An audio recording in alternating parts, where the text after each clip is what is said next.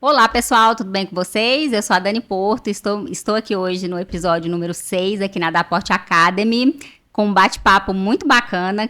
Já já eu vou falar o tema para vocês. Estou aqui com o Mário Fernando, meu noivo.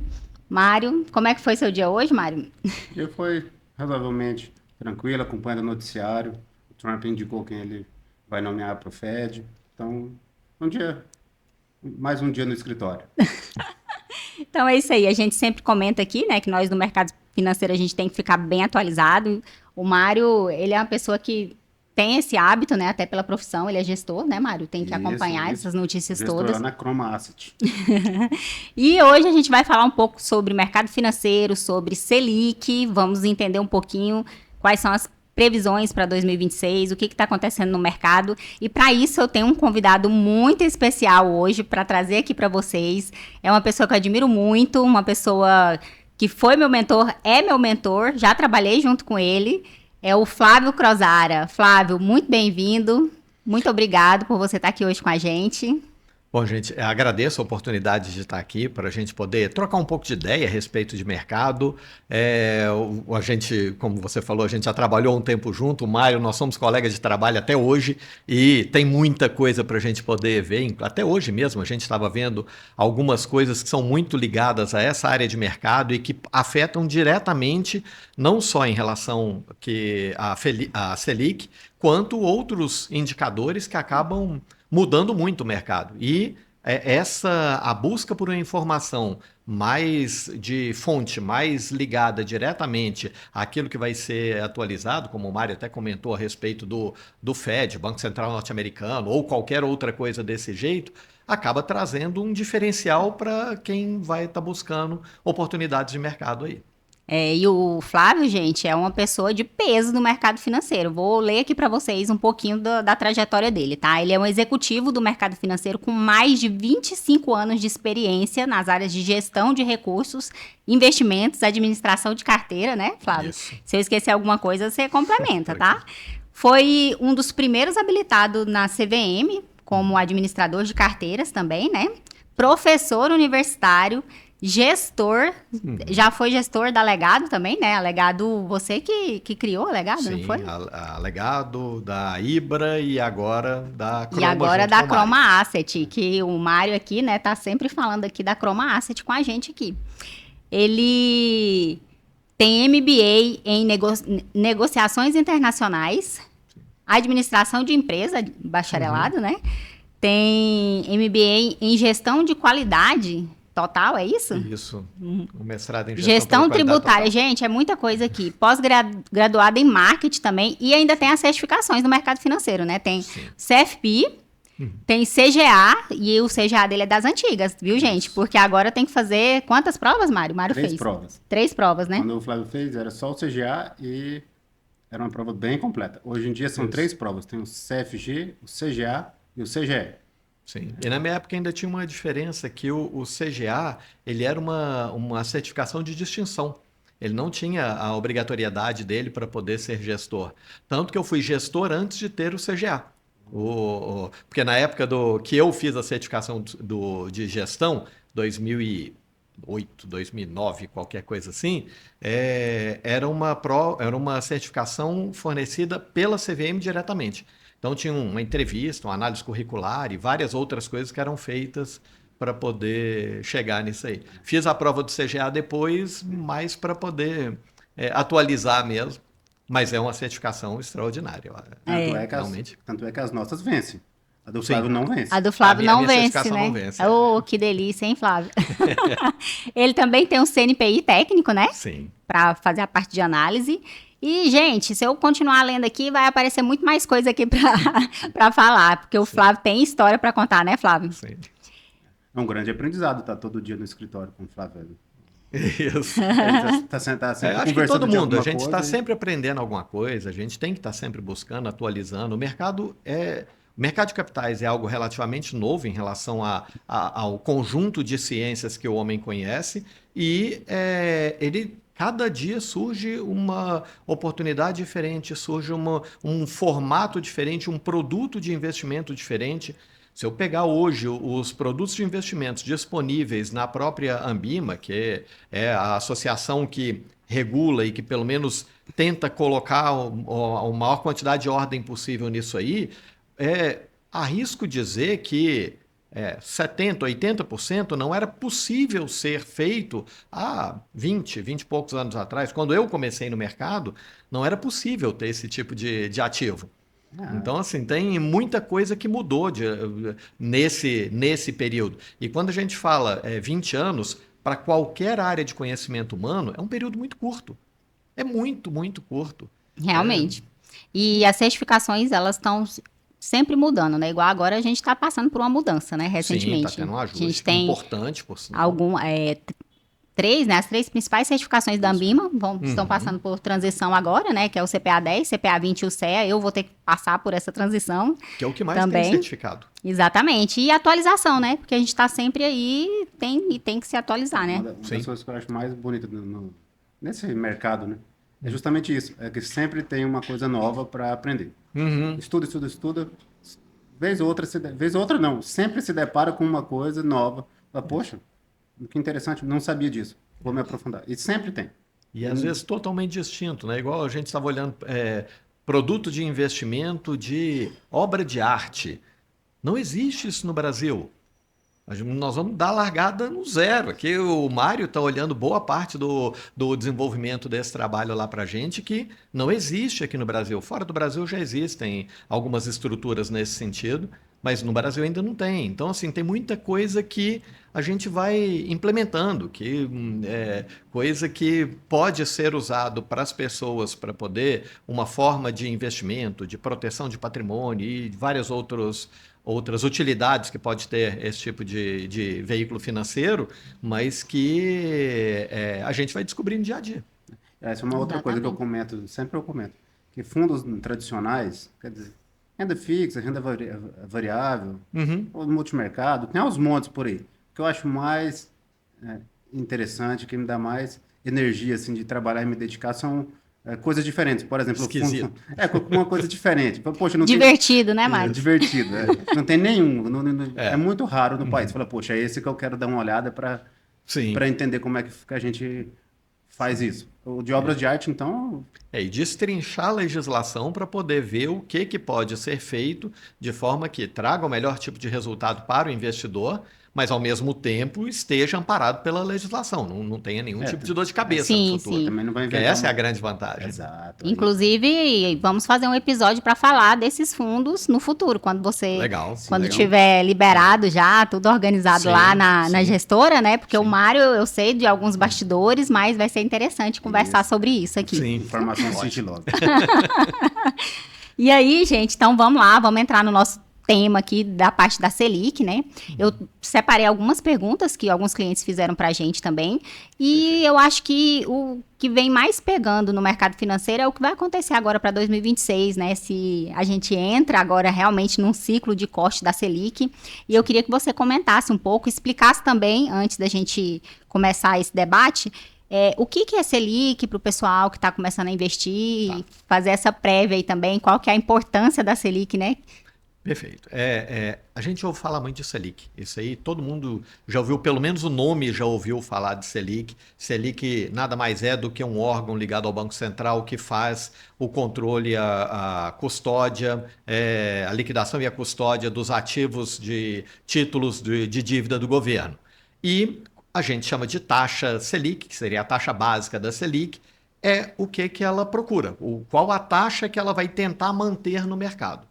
Essa taxa, muitas das vezes, o pessoal considera como sendo uma taxa totalmente artificial, mas, ao mesmo tempo, ela é baseada na quantidade de títulos sendo comprados e vendidos. Então, Selic nada mais é do que um órgão que fica comprando e vendendo título para poder manter dentro da taxa que foi pré-programada pelo Banco Central na reunião do Copom e que busca controlar tanto o desenvolvimento do mercado quanto, eventualmente, problema de inflação, como a gente está tendo agora, algum outro problema que possa ter em relação ao país com endividamento. Então, o risco fiscal brasileiro ele acaba afetando também a taxa básica da Selic, e como ela é a taxa que é risco soberano, ou seja, é o ativo de menor risco que existe hoje no país, todos os outros financiamentos e investimentos que acontecem, eles partem da Selic.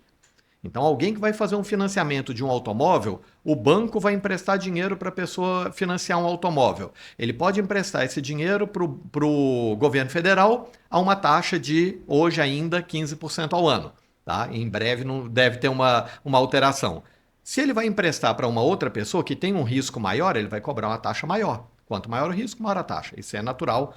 Todos nós fazemos isso naturalmente com qualquer tipo de investimento, mesmo que de forma inconsciente. Mas, e é por isso que ela é tão importante para o mercado.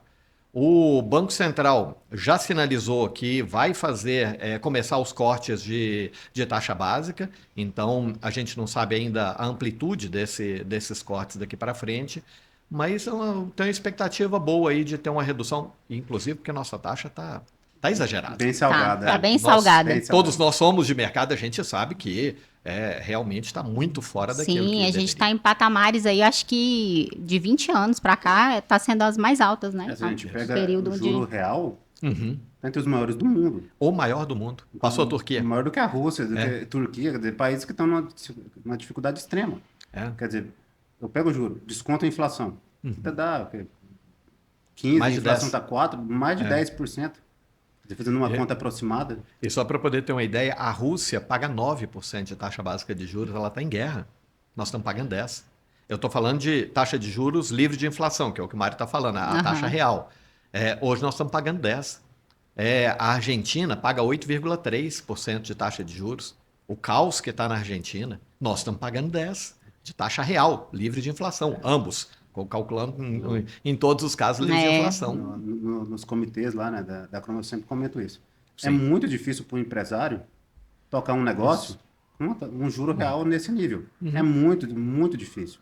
Se ele pega esse recurso e deixa numa renda fixa, num título que rende 100% do CDI, ou num Tesouro Selic, ou qualquer coisa do gênero, ele tem que todo banco tem, né? Todo banco tem. Não é algo assim que tem que peneirar, não. Ele ter essa rentabilidade de um negócio, de um empreendimento, é muito difícil. Sim. Não, e imagina, como a gente estava falando que toda a taxa de juros, ela parte da Selic para cima.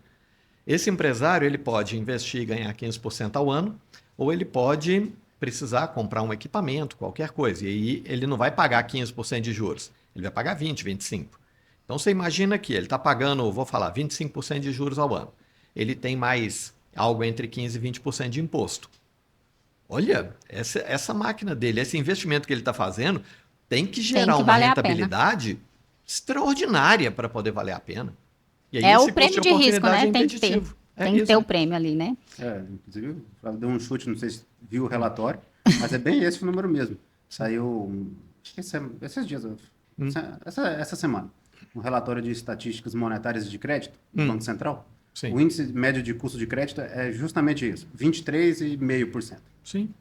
Então, e isso considerando que quem vai tomar crédito está numa situação de maior risco ali, essa taxa, quer dizer, 23,5% é uma média. Isso, Muitas vezes, quando a pessoa está em dificuldade, ela acessa uma taxa muito mais alta. Então, o empresário tomar um capital de giro, por exemplo, sim, é muito penoso. Torna impeditivo. Aí que a possibilidade de geração de emprego e renda vem sendo reduzida de forma significativa. Então, exatamente. Assim, é claro, tem que pesar. O Banco Central isso não faz isso à toa também, a gente sabe muito bem disso. Mas tem que ser muito bem balanceado. Mário, até aproveitando esse assunto, explica para o pessoal um pouquinho por que a gente está nesse patamar tão alto de taxa de juros, né? E por que agora a gente pode estar entrando numa fase de redução de ciclo agora, né?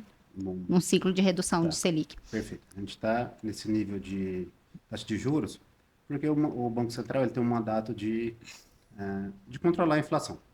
Então, basicamente, ele monitora os níveis de inflação e tem que fazer isso convergir para a meta. E essa meta tem uma banda para cima e para baixo.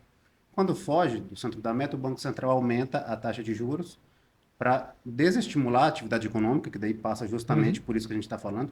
Então, parte dessa dificuldade do empresário em tocar o negócio, em ter uma atividade, isso parte disso o Banco Central já sabe, porque ele aumenta o juro justamente para que diminua o aquecimento da economia, né, para que desaqueça o mercado, e isso a inflação convirja para o nível desejado.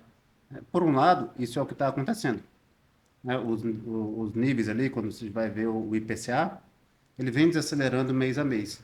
E o Banco Central fazendo esse estudo e projetando dentro do que ele chama de horizonte relevante, que o horizonte relevante leva alguns trimestres à frente. No caso, o da última reunião era o terceiro TRI de 27.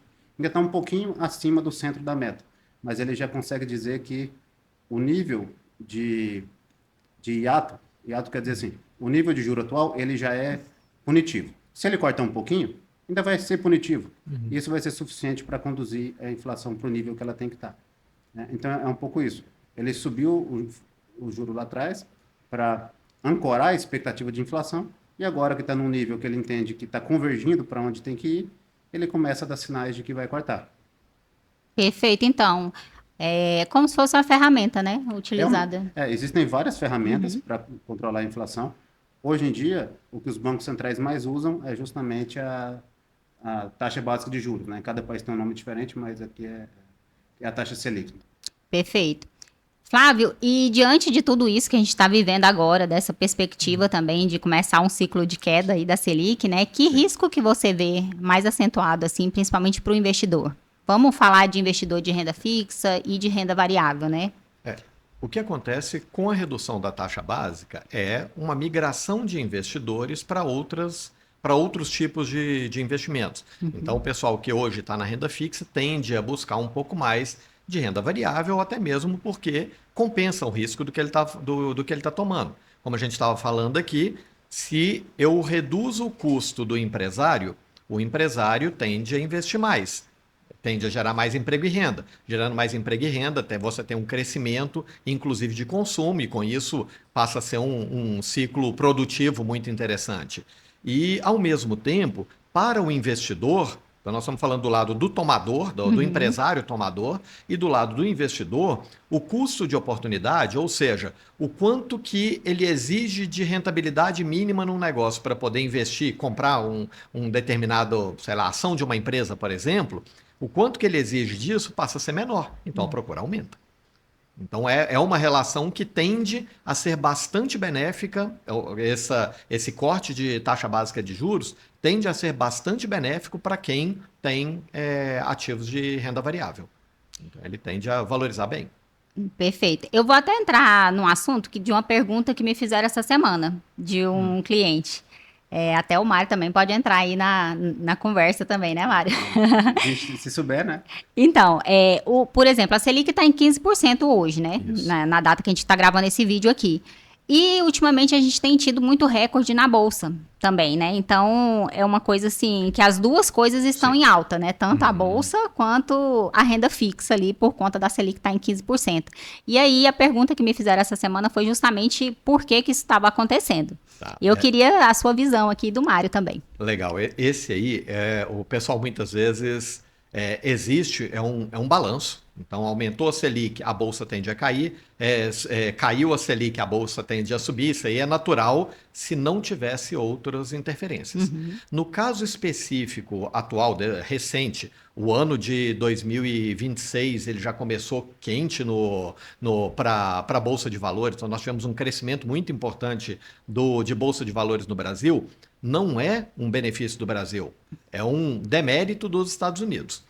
Entende o seguinte, a Bolsa norte-americana hoje representa 70% do total, o conjunto de bolsas norte-americanas, 70% do total de mercado de capitais do mundo. O Brasil representa menos de 2% do mercado de capitais do mundo.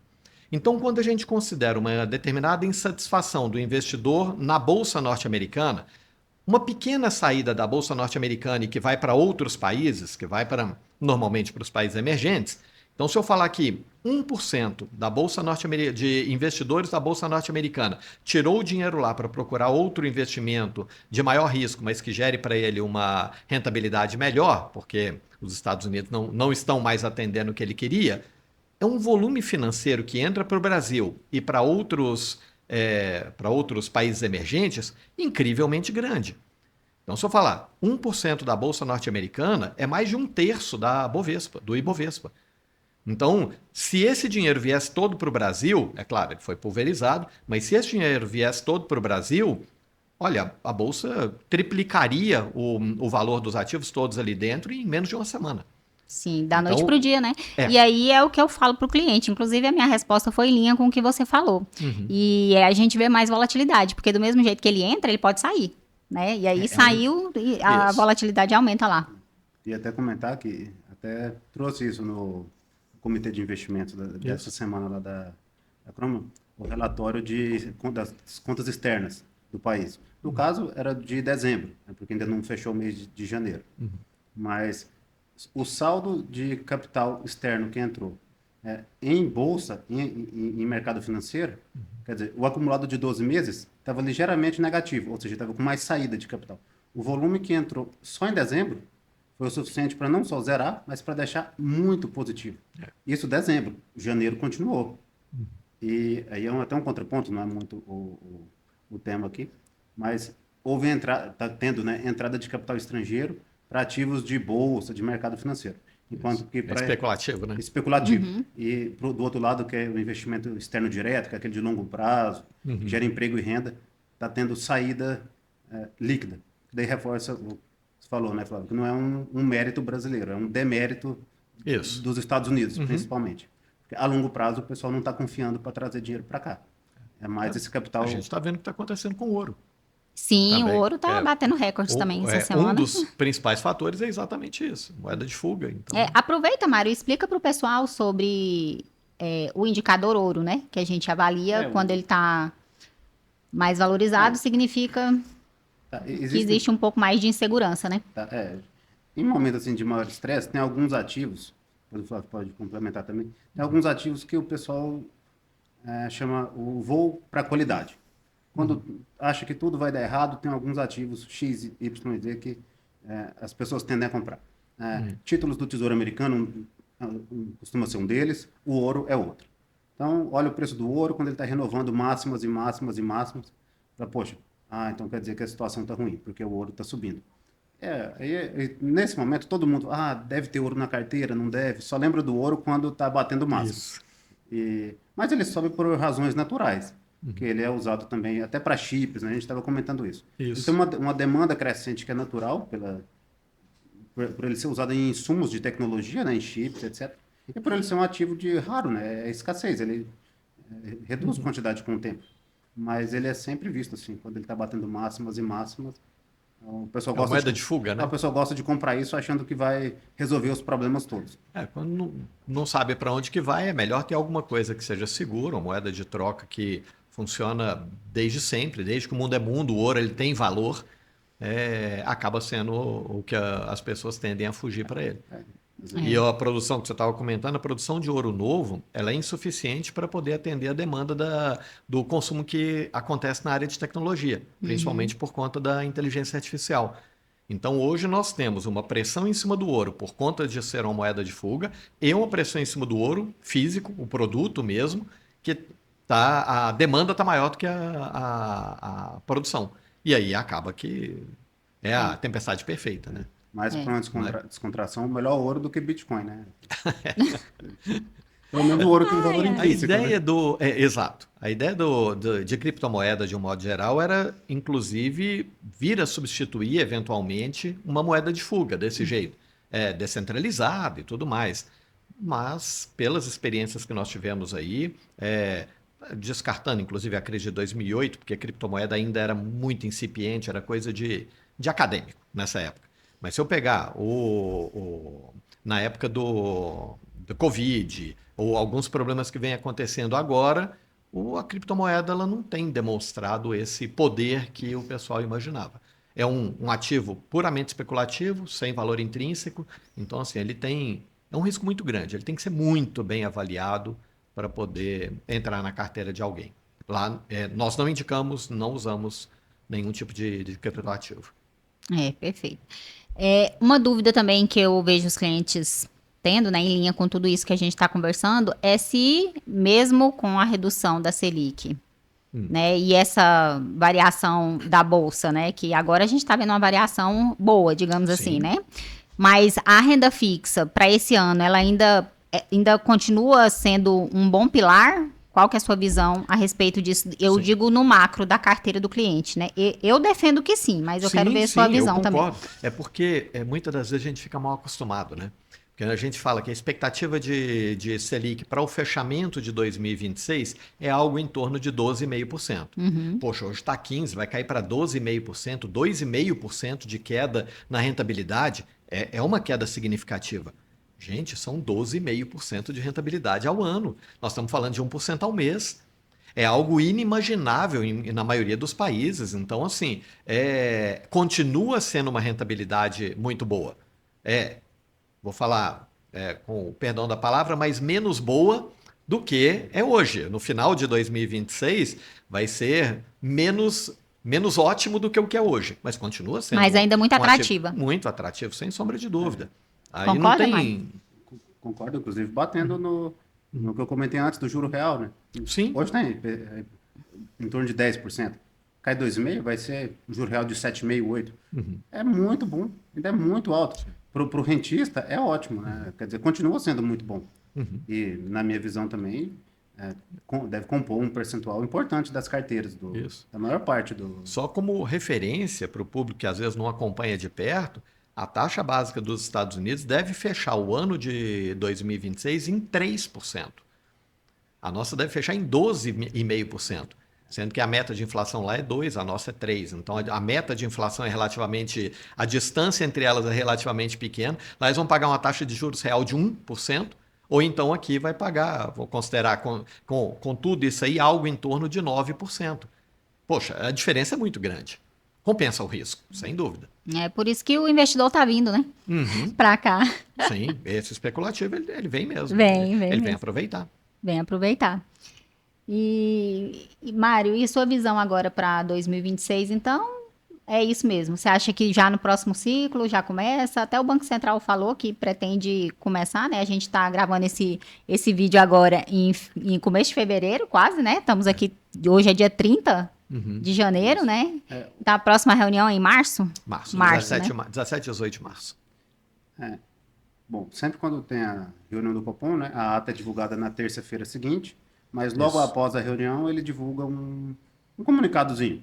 É um texto resumido de uma página e meia, 2, dizendo o que ele considerou ali. E no comunicado da reunião da última quarta ele falou isso. Olha, nessa a gente entende que tem fatores que são, entre aspas, benéficos, que ajudam no combate à inflação, tem alguns que atrapalham, vou usar essa palavra. A gente vai manter, mas a gente entende que, salvo acontecer algo muito estranho, no próximo a gente antevê, é a palavra exata que ele usa, a gente antevê um corte. Ele não fala o tamanho do corte. Aí hoje estava até olhando lá, tem um derivativo, né, que chama opções de Copom, que é o que é negociado ali na B3, que o pessoal negociando o que vai ter de corte. Né? Está um pouco dividido entre meio, um corte de 0,5 e um corte de 0,25, sendo a maioria da divisão, assim, um pouquinho a mais apostando em corte de 0,25. Sim. É natural. E aí vai ser uma expectativa, até quando você fala do indicador que o Copom coloca, até agora ele vinha colocando da possibilidade, talvez tenha corte, mas tinha 200 se tiver isso, se acontecer isso, se tiver um monte de coisa. Agora não. Ele tirou todos os SIs e falou, olha, se não tiver nada contrário, nós vamos fazer corte na próxima reunião.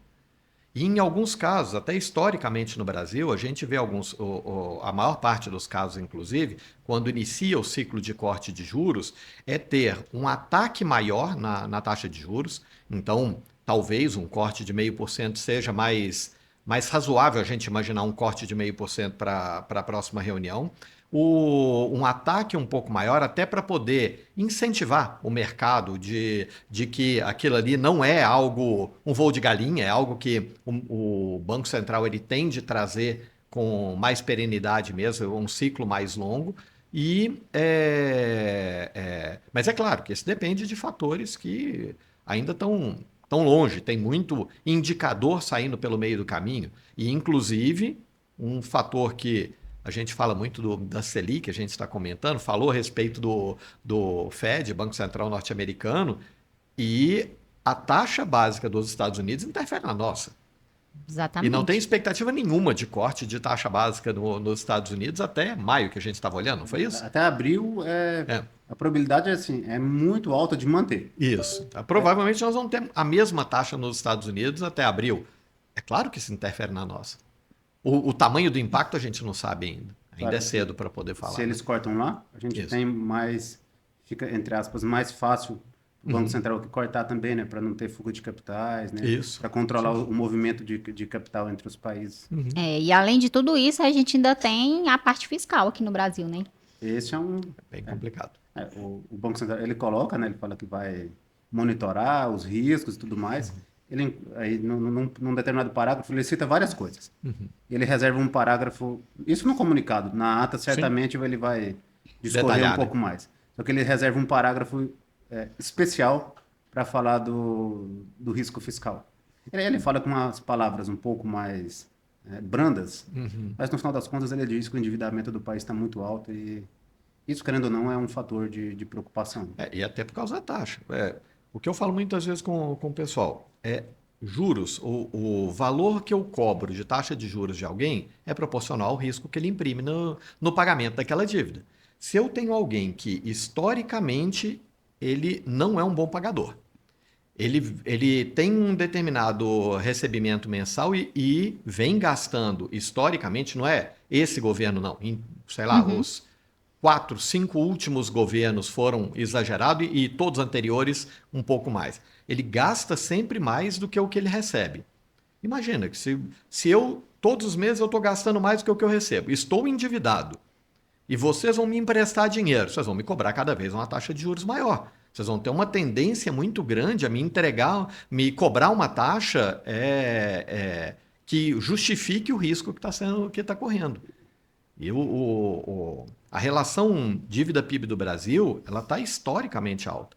Só para poder contextualizar, que eu comecei a trabalhar na área de mercado de capitais na época do governo Fernando Henrique, então eu acompanhei muito de perto a parte do primeiro governo Fernando Henrique, e a relação dívida-PIB do Brasil na época era algo em torno de 35% do PIB. Tá? Aí teve, no segundo governo do Fernando Henrique, teve a incorporação de todas as dívidas estaduais e municipais pelo governo federal e, por conta disso, passou para algo em torno de 50%, 55% do PIB. E veio nessa faixa até o final do segundo governo Lula. O início do governo Dilma também, já do primeiro mandato da Dilma, também nessa faixa. Hoje nós estamos com 70 e quanto? A gente até olhou. 76, 78. Isso. 78% do PIB. 78%, vou falar 80%, número redondo. 80% de tudo que é produzido hoje no Brasil, o Brasil deve. Já deve hoje, não é que é futuro. Ele vai produzir já deve. Isso, ele vai produzir em 2026, já é dívida em 2025. Olha, é muito complicado o pagamento de uma dívida dessa e com uma expectativa de crescimento daqui para frente. O mercado está falando de fechar o ano de 2026 com algo em torno de 82,5% de relação dívida-PIB. E aí, só um comentário que eu gosto de fazer. As pessoas, algumas, né, pelo menos, às vezes ficam criticando o Banco Central, que ele é malvado, que ele que quer colocar o juro nesse nível. Ele não determina o juro. Quem determina o juro é o mercado, é quem está impondo o cenário de risco, né? O que o Banco Central vai fazer é calibrar o nível. Mas quem está definindo o nível do juro é o governo federal, que gasta muito, são as condições do país que não dá uma estabilidade jurídica importante para entrar recurso estrangeiro de longo prazo. Então, quer dizer, o que o Banco Central... Não é que ele é malvado e ele quer que a Selic seja 15 para prejudicar todo mundo. Ele só fala, olha, esse é o nível que precisa para equilibrar. Só que quem determina esse nível é o outro lado, né? Ele só ajusta o nível da régua. Eu falo, a taxa de juros ela está aí para poder regular o pior vilão que tem no mercado, que é a inflação. Porque a inflação ela sempre vai cobrar mais de quem tem menos recurso.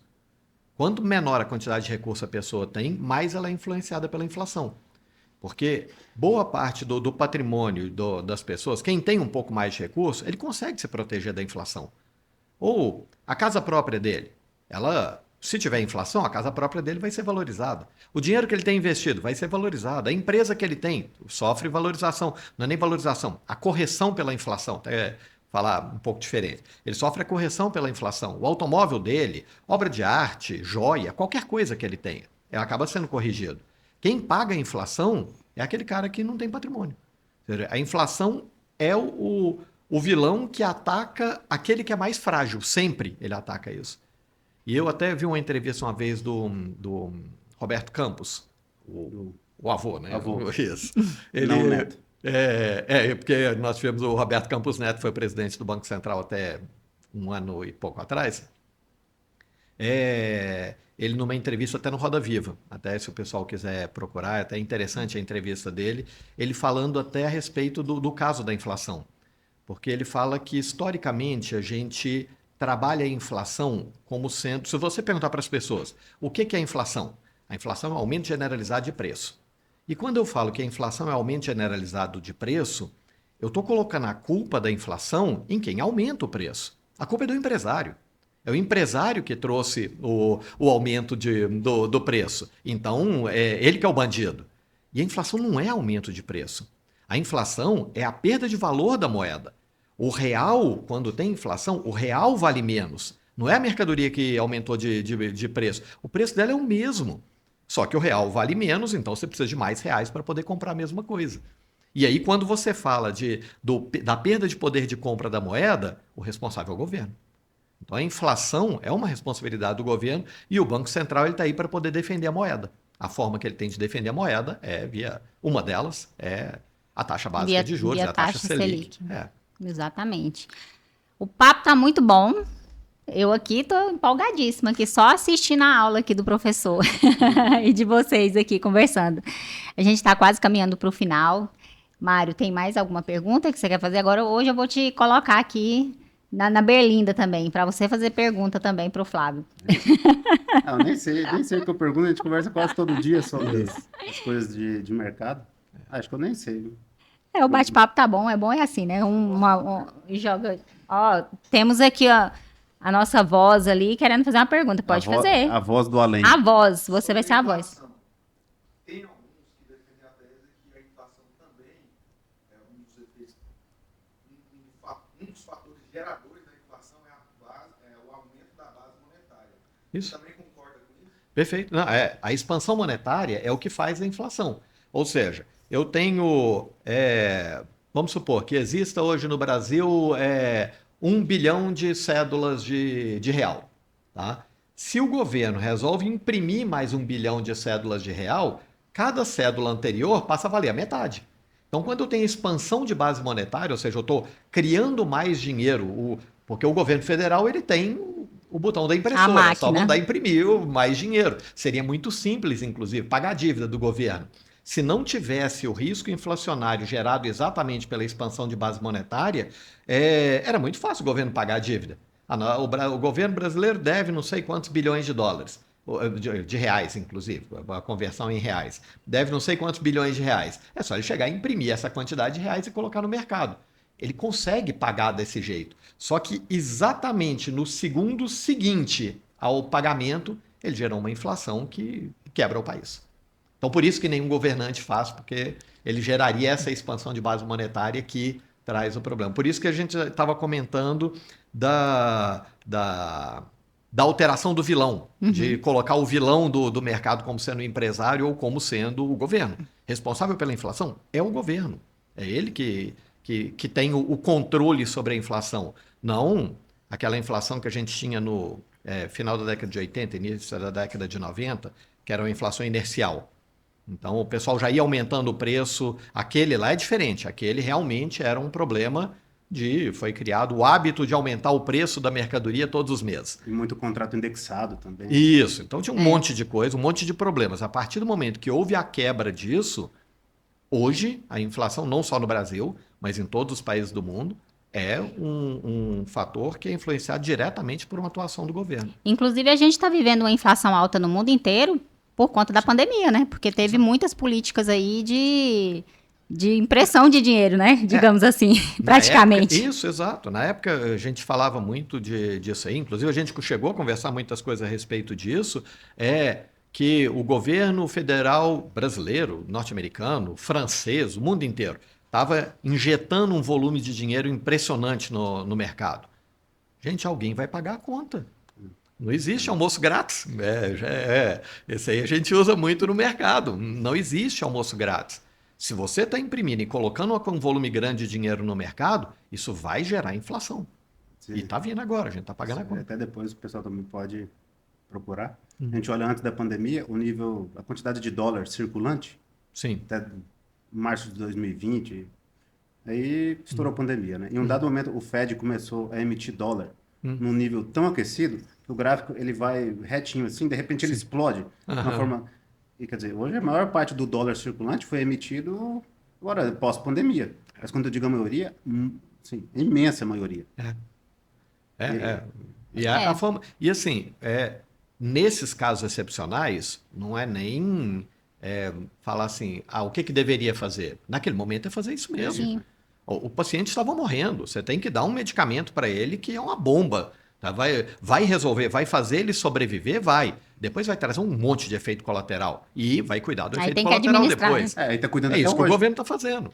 É cuidar desse efeito colateral. Nossa voz do além perguntou ali. A voz do além, ficou ótimo. Estava falando, né, da emissão de moeda, eu me lembrei. Tem um conceito em macroeconomia que chama senhoriagem, que é o custo de imprimir a moeda, né? Então tem casos que isso no passado aconteceu em alguns casos de hiperinflação. Até um autor bem famoso da Escola de Chicago, ele chama Kagan. Ele analisa isso. Tem casos que imprime tanta moeda que a moeda vale menos do que o custo de impressão da própria moeda. É o problema da senhoriagem, né? Hoje não tem mais isso, porque a maior parte da moeda é eletrônico. Mas antigamente tinha isso. Imprimia a moeda, dali a pouco ia ver, era mais caro imprimir a moeda do que o valor nominal que ela tinha. O caso clássico que teve na época do Zimbábue, que teve uma inflação exagerada, a cédula de maior valor do mundo. Eu até tenho uma cédula, não sei se eu já te mostrei depois, se não tiver eu até te mostro. Se quiser até trazer para o podcast depois. Queremos. A cédula de maior valor do mundo lá é dólar, o Zimbábue é dólar zimbabuiano. A impressão era tão rápida que exatamente isso. O valor do papel e da impressão era mais caro do que a moeda quando ela era colocada no mercado. Essa cédula é uma cédula de 100 trilhões de dólares zimbabuianos. Então, a quantidade de zero que tem é impressionante nessa cédula. E eles foram... a primeira cédula não é de 100 trilhões. Então, era de 1, 10, aí depois veio 100 e foi aumentando até chegar nisso. E é bacana você chegar e olhar a cédula do 100 trillion dollars. Você fala, nossa, esse troço aqui deve valer uma fortuna. Não, hoje você não compra... Vou falar que você vai precisar de umas 1000 notas dessa para poder comprar um pãozinho. É isso. E inflação é isso, né? E num caso extremo, vira isso. Por isso que o Banco Central tem esse cuidado de controlar o juro. É claro que a gente está muito resguardadas as devidas proporções, né? Mas tem que tomar conta. Hoje, exato. O Brasil já teve inflação de 80% ao mês. Sim. Hoje a gente fala de 4%, 5% de inflação ao ano, todo o Banco Central está arrepiando para poder tentar controlar a inflação. A gente já teve inflação de mais de 80% no mês. Então, é pano para manga, né? Vou abrir um tópico, já está meio que, não sei como é que está o tempo aí, mas que, inclusive isso, né? O Banco Central brasileiro tem muito mais know-how no combate à inflação do que outros países. O Fed foi entender uma inflação mais alta, na casa de 4%, 5%, até um pouco mais, na pandemia. Sim. Aqui não, aqui o Banco Central, tá 4, 5, tá acima da meta, ok, mas vai olhar para o passado brasileiro. O histórico. Sim, nosso. Tanto é que, me corrija se eu estiver errada, mas pós-pandemia a gente foi um dos primeiros a começar a subir taxa, né? Foi. Justamente por isso. Se não, das grandes economias, foi o primeiro a começar a subir taxa, entendendo isso, enquanto que outros bancos centrais falavam que não tinha risco de inflação. Gente, é óbvio que tem. Imprimiu dinheiro, colocou no mercado, você tem expansão monetária, vai ter inflação. Então não adianta imaginar que, por um milagre, isso não vai acontecer. O que pode acontecer é aumento de taxa básica de juros sem criar recessão. Aí sim, então, o que é o momento, o que é o ponto ideal. Porque quando você tem aumento de taxa básica, você tem uma tendência a criar recessão. Então, o ideal é que você consiga equilibrar a taxa para ela poder chegar naquele limite tal que consiga reduzir a inflação sem gerar recessão. Esse aí é o ponto mágico. A taxa de juros neutra. Só Exato. existe nos livros. Isso. É difícil. Saiu dos livros. Quando acontece é o acaso. Foi sorte. O conceito da taxa de juros neutra é muito bonito. É uma taxa que não acelera nem desacelera a inflação. É uma taxa a qual a inflação não consegue neutralizar. Consegue neutralizar. E isso no longo prazo, não é para amanhã. Qual é a taxa, né? A ideal, é esse que é o difícil. O Banco Central tem vários modelos econométricos. Sim, muito sofisticados, sem dúvida. Só que não deixa de ser um chute. No final do dia, é um chute. Eu coloco muitas vezes trazendo para algo que as pessoas conhecem mais, que é a área de saúde, por exemplo, eu falo que é mais ou menos como uma quimioterapia. O que é a quimioterapia? A pessoa está com câncer. O médico chega e injeta naquela pessoa um veneno. Ele é um veneno potente, só que esse veneno ele tem que ser numa dose tal que ele chega a matar o câncer, mas não mata o paciente. Então está naquele limite, tanto que a pessoa, quando passa por um processo de quimioterapia, é extremamente desgastante para aquela pessoa. Ela tem um efeito colateral gigantesco, todas as pessoas. A ideia é ele chegar muito perto da morte, mas não deixa ele morrer para poder matar o câncer antes de matar o paciente. É isso. E a taxa básica de juros ela funciona mais ou menos com esse intuito também. Então ela tem que ser colocada numa potência tal que mata a inflação sem matar o mercado. Agora, onde está esse equilíbrio? É muito difícil. É muito difícil. Principalmente para um produto para um serviço, para um efeito que não é imediato. Não é algo que, o Mário pode até falar melhor sobre isso, não é algo que eu aumento a taxa básica hoje, amanhã a inflação cai. Então eu tenho um delay aí importante. Tem um delay, ele varia para economia, mas querendo ou não, muda o Copom ou o Fed toma a decisão de alterar a taxa de juros hoje. Amanhã quer dizer que já vai estar surtindo o efeito? Não, isso vai dias, meses, isso. 6 meses, um ano, é isso. Por isso que aquilo, né? Ele começa a cortar hoje. Não, mas a inflação já está no nível que quer. Não, ela não está. Então por que vai cortar? Sim. Porque mesmo cortando, ela ainda vai surtir efeito para frente. Então lá na frente, considerando o corte, um eventual corte, aí que vai ver o efeito dela prospectivo, né? O que você falou. Está olhando o terceiro trimestre de 2027. Nós estamos no início de 26. E detalhe, ele vai cortar... se eu não me engano, são 18 meses, né? Geralmente... Ele vai cortar e, mesmo ele sugerindo que vai cortar, no final do horizonte relevante, não está no centro da meta. Está um pouquinho acima do centro da meta. Sim. Então, É porque tem que fazer uma série de previsões, né? E aí... Do que pode acontecer até lá. E outra coisa. E aí acertar que é o difícil. E outra coisa também. E não depende só da gente. O pior de tudo é isso. Não é só Brasil, é o mundo. E outra coisa também, né? É o remédio, é a cura do câncer, né? Quer dizer, ele também é um trade-off, que é o nome técnico, né? Ele também, de um lado, tem que manter o juro alto para controlar a inflação, mas esse juro alto ele também pune a atividade produtiva. Então, ou seja, na primeira oportunidade que ele tiver de cortar, ele vai cortar. Mas isso com todo o rigor técnico da condução que o Banco Central tem que ter, né? Inclusive, nas atas que eu li, o Banco Central ele tinha muito esse cuidado de que será que é o momento de começar a cortar e depois, se não for o momento, eu vou ter que subir de novo. Então, é melhor esperar. Então, eu percebi muito isso. Subir de novo é para um nível mais alto do que o que estava antes. Cortar antes é um tiro no pé sem tamanho. Então, por isso que a gente ficou muito tempo, né? Não sei quantos meses, quanto tempo que a gente ficou estacionado aqui nos 15%, está ainda, né? Acho que é a quinta. Desde julho do ano passado. Acho que é a quinta reunião, acho que eu li isso em algum lugar. A gente abriu 25 com 12,5%. Aí foi até... foi a quinta consecutiva? Acho que foi a quinta ou a sexta. A cada 45 dias tem uma. Então, nós fomos até o meio do ano aumentando a taxa básica. Acho que foram todas, ou quase todas, aumento de 0,25%. Bateu 15%, aí agora nós vamos fechar, provavelmente, 2026, nos 12,5%, que foi o fechamento de 2024. Exatamente. Aí é aquela questão, né? Vai devagarzinho, a redução, Tem que ser assim. igual você falou, né? Às vezes coloca um valor um pouco mais alto para sentir o mercado e depois... Isso. Mais alto É assim, mais pra meio, poder né? mostrar, né? Que a gente fala. É para poder mostrar para o mercado, falar assim, olha, não, nós estamos aqui, o Banco Central chegar e falar assim, estamos aqui e nós vamos fazer o serviço Sim. De fato, é para poder resolver mesmo. Lembrando, né, como a gente está conversando sobre Selic, antes da pandemia a gente estava em 2%, né? A gente chegou em 2%. Então... É aquela mesma coisa, né? Era necessário naquele momento. Sim. Naquele curto espaço de tempo, era necessário. Isso. Ou seja, para chegar num patamar muito próximo do que foi pós-pandemia, está longe ainda, né? Uhum. Eu acredito que o que a gente tem olhado aí no Boletim Focus é 6% daqui 5 anos, né?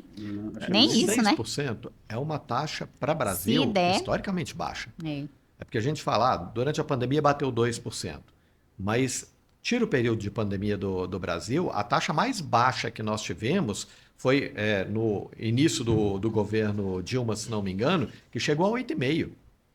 Então, assim, verdade.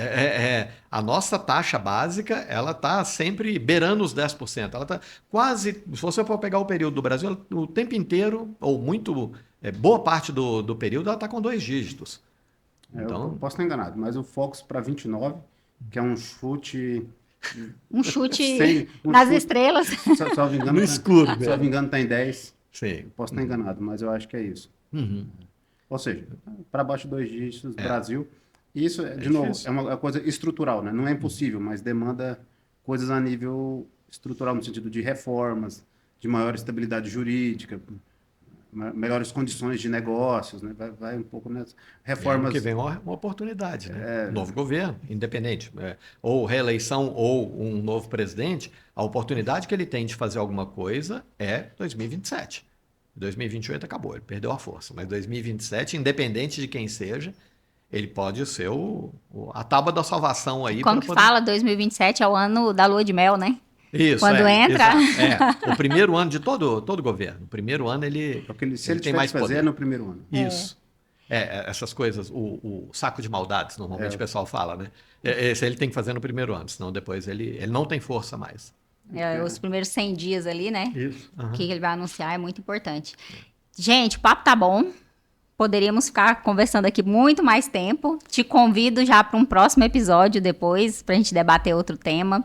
Já queria te agradecer muito por você estar aqui conosco. Muito bom, né, Mário? Ter essa presença ilustre aqui.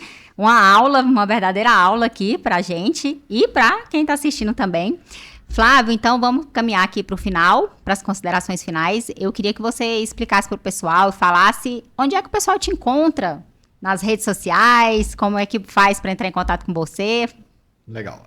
Bom, agradeço a oportunidade de estar aqui, a gente trocar ideia. A gente já conversou várias vezes em outros ambientes, mas é a primeira vez num podcast. Me coloco à disposição para poder vir outras vezes também, discutir outros assuntos. Estou à disposição. O contato comigo por rede social, em todas elas, está como Flávio Crozara, emendado, Crozara com S. E tem o contato da Ibra também, que é um multifamily office que a gente tem aqui em Goiânia. Tem a Croma, que é uma gestora de recursos especializada em determinados produtos exóticos, que a gente está elaborando alguma coisa diferente aí para poder trazer para o mercado. Mas é isso, estou à disposição, eu adoro esse tipo de papo, aquilo que eu puder contribuir, eu tô sempre aqui. Perfeito. Mário, como é que te encontra também, Mário? O Mário agora já tem um post no Instagram, né, gente? Conseguimos essa vitória. Conseguiu a vitória e agora eu acredito que vai ter mais, porque o pessoal compartilhando, né? Eu vou repostando. Aí você vai dobrar. Eu vou dobrar, vai para 2. Né? Mas se considerar a proporção ali, login cresce. 1, 2, 4, aí vai. O Mário é mais ativo no LinkedIn, tá, gente? Isso, fala pro pessoal. No LinkedIn tá lá Mário F. de Souza, de Souza com S. E, bom, encontra lá. No Instagram tem um post, por enquanto. Em breve deve ter 2, né? E aqui, gente, aqui também na Daport Academy, você pode deixar seu comentário aqui nos vídeos, a gente está sempre lendo ali, trocando ideia com vocês. Eu sou a Daniele Porto, também estou por aqui também no YouTube, tem também o Instagram e o LinkedIn também. E espero vocês, gente, no próximo episódio. Um abraço para vocês.